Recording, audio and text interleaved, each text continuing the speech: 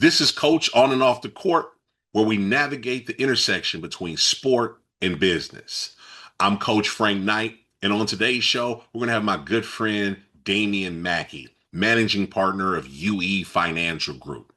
Damian is a football All-American, high school football All-American, who had a full scholarship to the University of Oklahoma, where he went and played football. While he was there, he won a national championship there. After he graduated, he became a regular on the Barry and Mack show. He did a little bit of coaching, a little bit of color commentating. Then he got into the education field, where he did that for a while, educational leadership.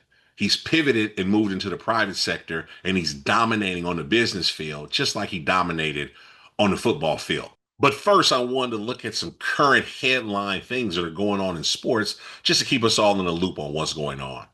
If you haven't heard of this company, Play On Sports. Play On Sports is a company that owns a company called GoFan.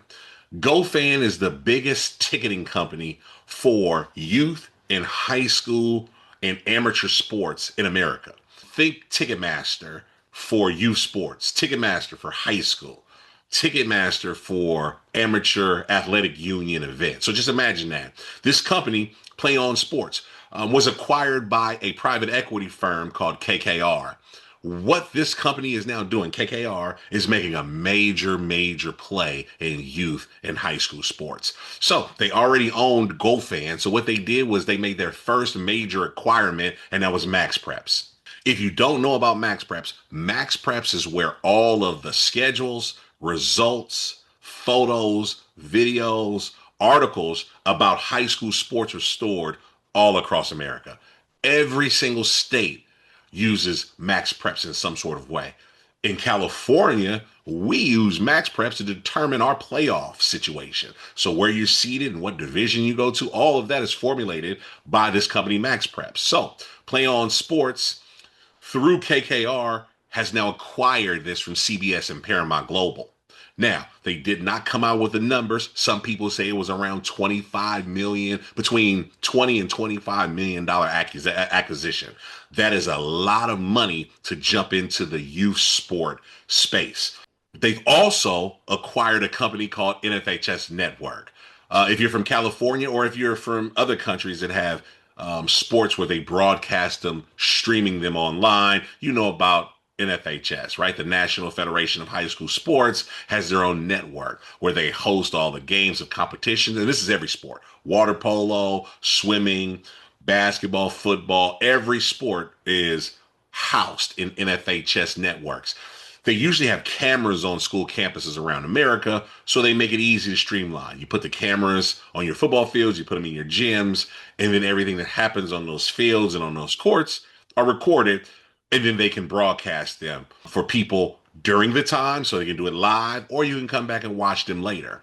So Play On Sports through KKR has now acquired Max Preps from CBS Sports, and they have bought NFHS Network. So you put that all together. You have GoFan, you have the ticketing, the biggest national ticketing company for youth sports already in existence, who just acquired Max Preps, the national company that takes care of schedules, results, scores, videos, and articles. And then they also put into this umbrella the NFHS Network. Play On Sports is making some major moves. They are investing in the future of youth sports. When companies spend $25 million to acquire companies, specifically private equity companies, they're usually doing one or two things. They're trying to run the business out of business. That's part one. Or part two, they see value. They see ROI, return on the investment. So they're investing in the future of high school sports, of youth sports. So that's very big for us who are participants in this high school sports thing. Companies are willing to spend a lot of money because they see that they can make revenue in the future. This is good for all of us, I think. I think a lot of people are going to see the value in high school sports. And just like NIL, it started with high level college and trickled down all the way through most of colleges. We see the same thing at the high school level and in youth sports. It's going to come and it's going to trickle down. And KKR, through Play On Sports, has just made the first big jump in youth and high school sports. So look after them. If there's other companies who are jumping into the space, you can look into that too. That means Play On Sports is going to be looking to hire people. And that means GoFan will be looking to hire people. And Max Preps will be looking to hire people. And FHS will be looking to hire people because they all have put this all into one conglomerate to make youth sports better. I want to introduce my real good friend to the show, managing partner of UE Financial Group, Damian Mackey. A little bit about Damian, just so you know who he is. Damian Mackey is a former football All-American. He's from the Bay Area, California in particular. He was a member of the 2000 National Championship team for the Oklahoma Sooners. He's a regular on the Insider on the Barry and Mack show. He's pivoted to education. He did education for a little while and then made that pivot into the private sector. And he dominates on the business field now, just like he did on the football field back then. So I want to introduce and give props to my friend, Damian Mackey. What's up, What's Dame? what's up, bro? I appreciate you for having me on, man. It's an honor and a pleasure. Break bread, you know what I'm saying? Have a conversation with my brother from another. We've been locking like low key 20 years now, bro. It's been a minute, you know what I'm saying? So let's jump 20, into it. hey man, 20 years, man. And I want to tell my viewers and my audience straight up because I always want to be honest with them. Not only do I know Damien, I'm actually I don't want to say business with him, but me and the wife have put some of our portfolio with his company. So I'm not just talking. I'm bringing him on here because I know what he does and he fits the show, what we're trying to do here, and that intersection between sports in business. So I'm gonna jump right into it, man. The interview is based on a quarter system, just like you played in football. Let's First do it. quarter, second quarter, third quarter, fourth quarter. So we're gonna jump right into the first quarter. Excuse me, Damien. Why Oklahoma? Give it to me. Why'd you pick Oklahoma? I heard you had Stanford on deck. I heard you had several offers. So why Oklahoma?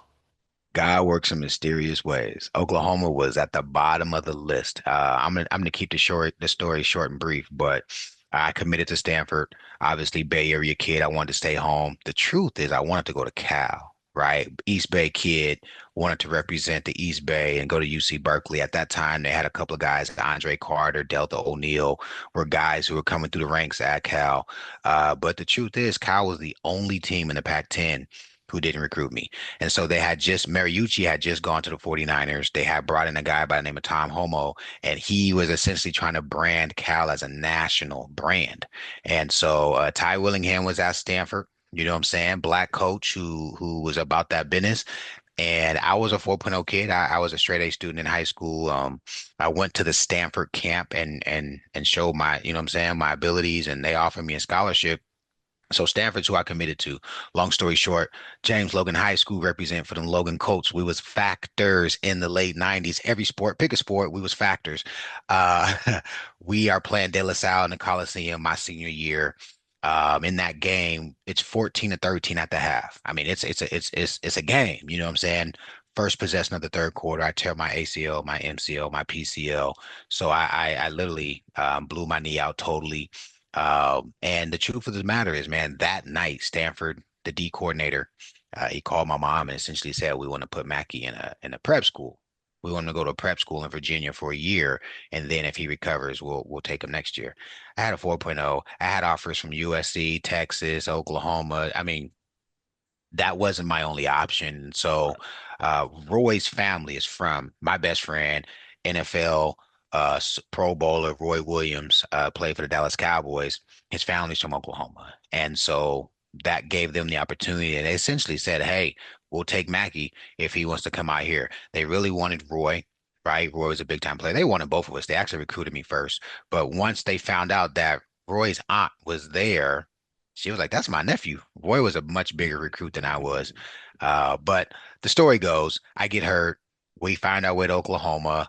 They also had a black coach by the name of John Blake, who was a Sooner alum, who won Yeah, a Super Bowl with the Cowboys. for sure. A good man. He God rest his soul. He's since passed. Um, and we ended up in Norman, bro. And so, hey, we're gonna dig roots here.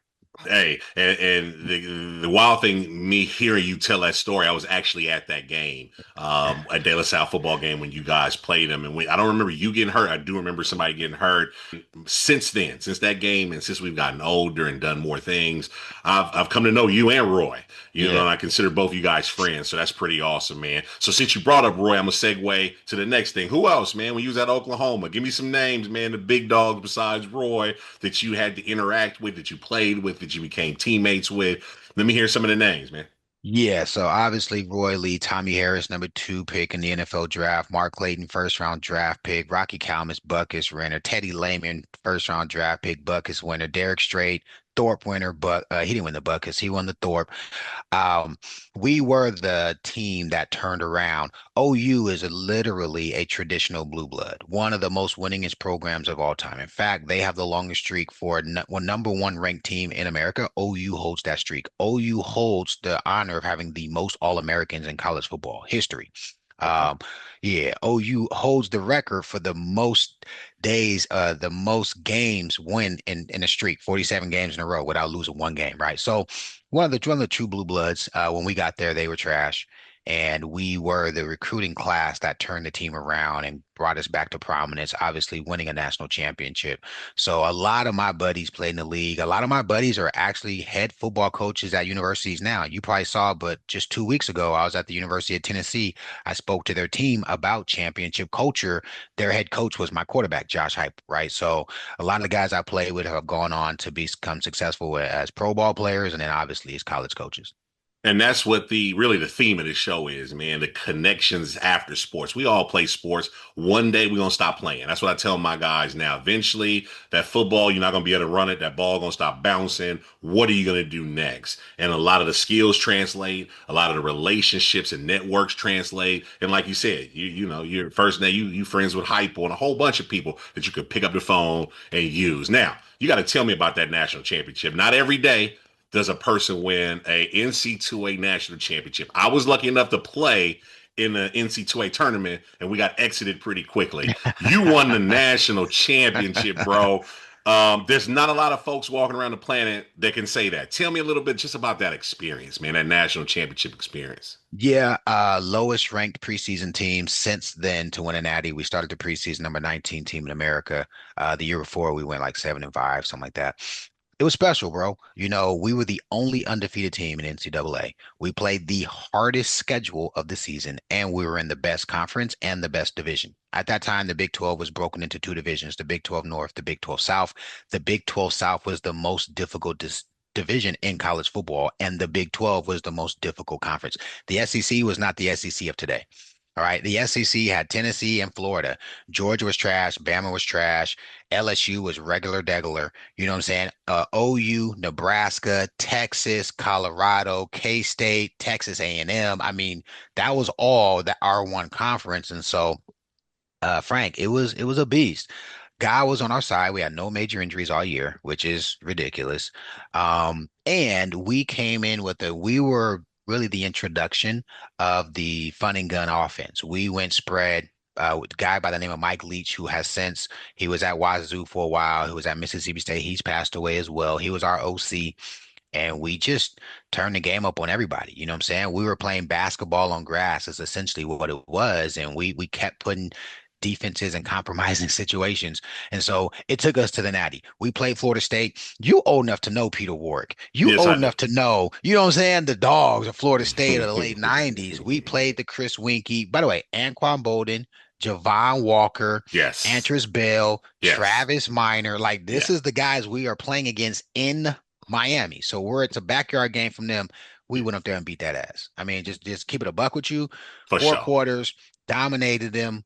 There wasn't no questions. They scored on a safety because our punter snapped the ball over, or excuse me, our long snapper snapped the Yeah. ball over our punter's head. So magical season. You know what I'm saying? We got the natty. We're the number one team that year. Changed my Now, life. now, Dane, the game's over. You win. Glitter starts falling from the sky, all the ribbons and stuff, man. How does that feel, bro? you want to know you want to know like the fairy I tale want to know or you how want it a hundred feel, or you want to man. know the hundred. I wanted 100. Tell me how it feel, You man. ain't gonna believe me when I tell you the hundred. The fairy Yeah. tale is bananas, right? Like Yeah. that night, I saw more money. There you go. Bet you did. I bet you did Nah, see more money. this For ain't that show. sure. This Yeah. this ain't that show. I see what you did. I see what you did that night. But here's the thing. I was so tired, I went to sleep. I ain't I about to can lie see to you. that. Like, I can see like that. the game ended. It took 2 hours to get off the field. It took Right. another 2 hours to Right. get to the hotel. Yeah. Frank, if I had to do it again, I would have been buzzing and networking with the amount of people because we won the Natty. We were so tired, we went to bed. The next day Hey. we kicked it, but it was a day. Dame, I'm glad you said that. That's important because a lot of my audience are youngsters who are coming up. And the reason I started this show is I want us to be able to reach back and help other folks. So it's going to Okay. be some youngsters who are going to win a national championship. And you're saying, look, going back, I wish I would have talked to some boosters after this game. I wish I would have connected with some people. And that's important, important stuff, man. So the season's over.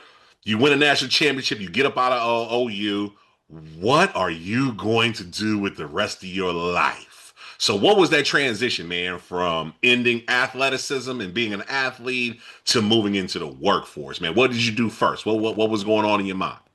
Yeah, so my football career ended abruptly. I think you know this. I had concussions, man. I was Yeah, paralyzed. yeah, So it was like, yo, NFL, you know what I'm saying? Game plan to one day you're in a hospital, like, okay, what's life after football look like? yeah, yeah. A lot of our guys weren't taking the opportunity to get the degree serious. And so I had read that there was not one black football player who I graduated from the School of Business ever Wow, wow. ever.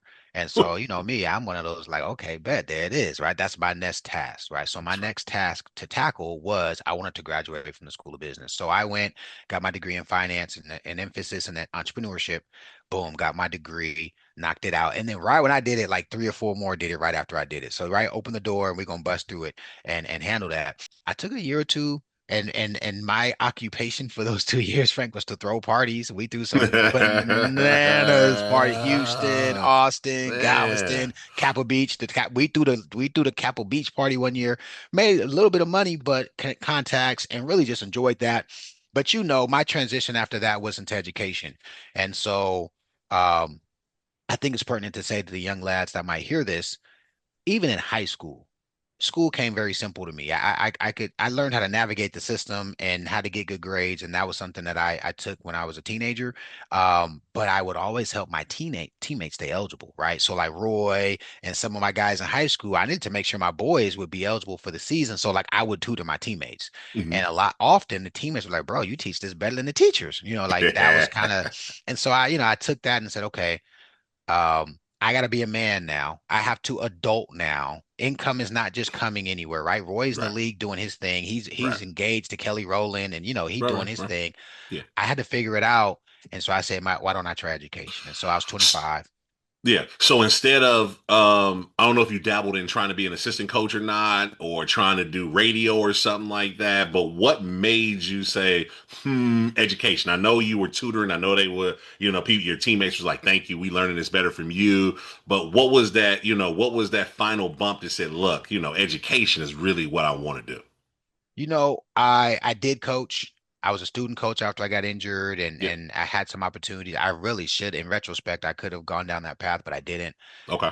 Frank, what I wanted to do was I wanted to position myself in a career that I honestly enjoyed.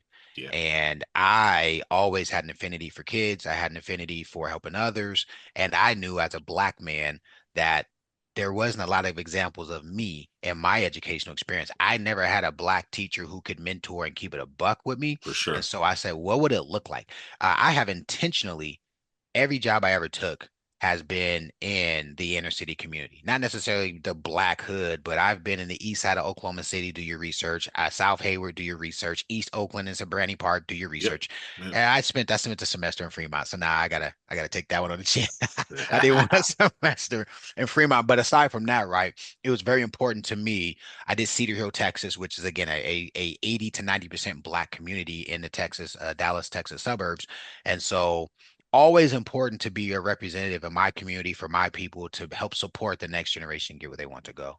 And I heard what you said about being, not a lot of black men specifically are present in the educational system. It's one of the reasons I jumped in, and I know it's one of the reasons you jumped in. I know you were in leadership, educational leadership. You end up being you end up being a Uh, principal, assistant principal, and yeah, all that stuff. So you don't do that anymore. So something had to have happened. And I want you to be honest, Mac. This is an honest space, man. And yep. don't be mad because I'm still in the educational space. I could care less.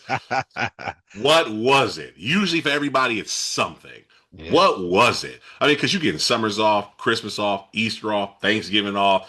You're able to still do other things while you teach, like I'm doing now, right? What was it that was like, look, I got to get out of this field and pivot? Here's what it really was, Frank. I got my degree in business. I was someone who was extremely interested in money, right? I come from a family with nothing. I was the first person in my family to graduate college. We had the generational curse of the baby came before you could get to graduate high school or get through college, right? The baby was always coming. And so I said, okay, I got to break that curse. When I got injured, I said, okay, I got to get a real degree. I'm not going to do basket weaving and, or, universal studies or whatever the hell, right? You just study everything and you get a degree because you didn't really study nothing, right? So I said, let me get a real degree. Frank, I was ascending in my career. I was a principal at 29, Martin Luther King Middle School in South Hayward. I got to be a principal at my old high school, James Logan. I'm 31-year-old principal at my old high school. I started to make six figures in income. Here's the facts. I was still a month or two away from one or two paychecks from being broke. If For I sure. missed a paycheck, and then after a while, if it was two paychecks, if I didn't get a paycheck two Hmm. months, I couldn't pay my bills, right? And Right, so right. had the condo, had the Beamer, or whatever, right? Hmm. Ended up, and an individual came to me and started talking money concepts. Okay. And Frank, when we were having this conversation, some of the concepts are things a fourth grader could understand. Some of the concepts are things a seventh grader could understand. Some of the concepts are things a 10th grader could understand. For sure, someone who had a degree in finance should For have sure. known the concepts that were being discussed with me, yet I For knew sure. nothing about it. My financial understanding of money and investing and time as it associates to how it impacts my life was probably a 2 out of 10. Long story short, I literally was going to take a job at Jesse Bethel to be the vice principal. One of my mentors was going to Jesse Bethel in Yeah, Vallejo, and he was like, "Hey, Mac, I got a sweet deal for you." I mean, for sure. it was a setup little deal. Hmm. And I went to a convention, bro, and they were talking money, they were talking investments, they were talking insurance, they were talking wealth. I looked at Chelsea, my wife, and I said, "Hey, I'm not taking that job. Right. I'm burning the boats. Yeah. We I we on a got it. cliff. We got to figure this thing out." So bring me to UE Financial Group. You decided to found this company. I remember when you was putting it together at the very Yeah, beginning, you was yeah. hustling, always grind. That's why I respect you. That's why I wanted you to come on. You a grinder. You was putting it together. I remember you came to my Black Excellence dinner that we had, Oh, awesome dinner, with these black hitters, in the Bay Area and locally and stuff. And we did a lot of networking and talking there and stuff. But my question to you is how did that come about? How did the UE Financial Group come about? I remember you were saying, "Look, Knight, it's getting so big. I got to get up out of California, man. I got to get to Texas so I can get some tax benefits." I'm like, when he's talking them kind of numbers, I want to know what he's doing. So tell me about how the UA Financial Group came about, man, and your partnership because you're a managing partner. How did that all come about? yeah. So first things first, before you can walk, you got to crawl. I got introduced to the insurance space. One of the biggest business mentors in the industry, Patrick Bedaved, if you look him up, he owns Valuetainment. He used to own an insurance agency, and he was my mentor for 2 years. Phenomenal example, phenomenal motivator, and really just a savant when it comes to building agency, to building business, to Yep. developing. And so I got to really hang close to him for a couple of years and watch how he maneuvered. Pat owned the company. It was Pat's company. Pat owned the business. He owned my business, right? And so as I continued to learn how to do this business, I built a $2.4 million business revenue. And Say the that thing, again. Say that again for my well, people, man. I mean, nah, because some people don't think, you know what I mean? They think, oh, I'm a football player, man. I yeah. graduated from here, man. I was a principal, man. And you said how much again? Run that number back, because it was In numbers. Run that back. 2022, we did 2.4 million That's in what I'm. revenue. That's what I'm talking about. And well, he owned it though. He Okay. owned it, right? So Okay. you go from novice to learning how to build something. And by the way, no shade, no diss. I love Yeah, yeah, for PBD. sure. PBD It's gave me the business. It's game, business. but I had to learn for myself, right? And so what it did was he gave me the confidence to know that I could own my own. And when I signed my contract with that company, I signed stating that if I ever chose to leave, I could not take my company, my intellectual property, my policies, my clients with me. And so when I made the decision to walk away from everything I had established, Frank, I had 1,000 agents. Oh my goodness. I had 100 agents doing business every single month. I mean, you got a pretty good setup going. We left and we had nine. And so in 2023, we leave there. We start UE Financial Group, urban entrepreneurs, right? We were Got it. post-pandemic. We're moved away from places. Everybody's in brick and mortar offices. You can work from home, you can work Hmm. remote, you can work virtually. So we've transitioned to a more hybrid environment. And I said, man, what would it look like to build our own? And so 2024, we did over 5 million in production. Yes, You sir. know what I mean? So, you crawl and then you walk and then you start to run.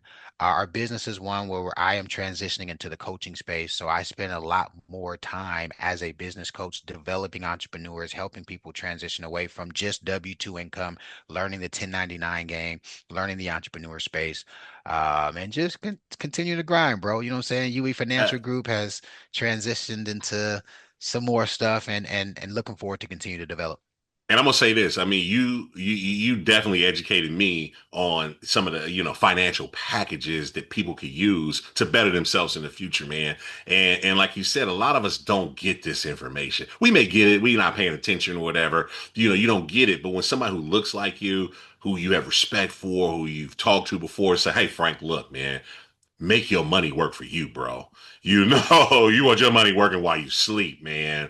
And I'll never forget those early conversations that you had, man. And of course, when you came to the house and sat down and we kicked that check over and we continue to kick that check over. You know what I mean?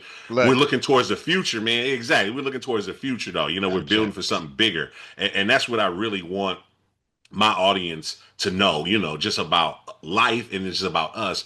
It's about relationships, man, networking, people you care about. And it's not even about color. You talked about hypo, right? It's about the people you were in the locker room with, that you sweated with, that you loved, that you would do everything for. And then you get older and you start having kids together, you start getting married, you know what I mean? And then you're like, what's next? Though? Like, Yeah. what am I going to do next? And this show is really about that intersection between sport in business. So give me a pitch. What's up with you? What's up with UE, man? How can my followers, how can my audience connect with you? What's the best way to do it? Can they go online, do some research? I know they can look up, Damian Mackey. You can do that yourself on Google. You can find all the Oklahoma stuff and all that other stuff I'm talking about. But like business wise, how can my people connect with you, brother? Yeah, so first things first, it's live. Pretty cool. I will say this. Let me just say this real quick, right? You talk about a Okay. pitch. This is a 30-second pitch. The school system, the job force, the workforce teaches us how to work for money. From the moment you start elementary school to the moment you graduate college, you work for E's, O's, and gold stars in That's correct. primary. Then you work for Yep. grades. Then you work for a grade point average. Then you work for a degree, and you get a good degree so you can work a good job, and you get a good job so you can make money in a place of purpose for yourself. The entire programming that I just discussed is you working for money. Wealthy people don't operate on that landscape. That's Wealthy right. people learn how to make money work for them. And when Yeah. you treat money like a resource, a tool, not an input, like a salary, right? You start to understand that money is a certain tool we all need to enjoy the things we want in life, which are assets. Right. Money is a terrible asset. Money affords you the ability to obtain assets like real estate, like investment portfolios, right? Other assets that accrue and you can protect. You can Right. protect these assets and pass them to generations. What do most people do with money? They spend it. Yeah. Okay. Yeah. Yeah. So I would just say my transition was really moving to a space of how do I get out of being a consumer and how do I get to the space of an investor?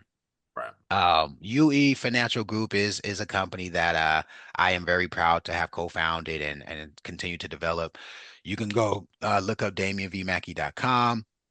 and it'll walk you through a lot of the different things that we as a company do, that I as a company do. I myself am a company now, and some of the different things that we offer in terms of one-on-one coaching, mentorship. I have a community where I talk to other entrepreneurs. It's called the Crew Love Community Collective. And if you just want to have conversations around business, get your foot in the door, have access to someone who's been there, developed, hundreds, thousands of other individuals, part-time, full-time agency owners, you can leverage that space. But more so, I would just always tell people, like, be a sponge and somebody who's willing and committed to continuing to learn. I'm a forever learner. Like, I just feel like there's always something more that I can obtain, that I can grow, and I can get better for.